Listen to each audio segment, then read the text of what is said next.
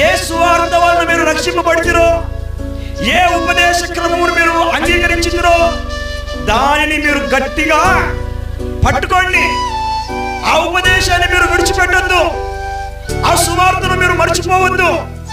ఆ మాటలను మీరు త్రోసివేయద్దు. అది కాక మరొక ఉపదేశం మీ ఎందుకు వస్తే దాన్ని మీరు ఒప్పుకోవద్దు.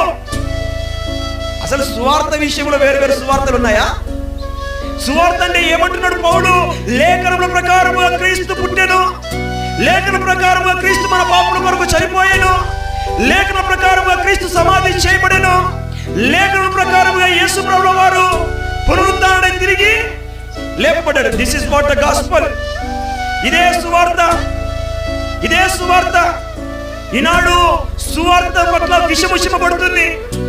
యేసు ప్రభువు పుట్టలేదని కొంతమంది, అసలు యేసు ప్రభువు దేవుడే కాదని మరికొంతమంది, యేసు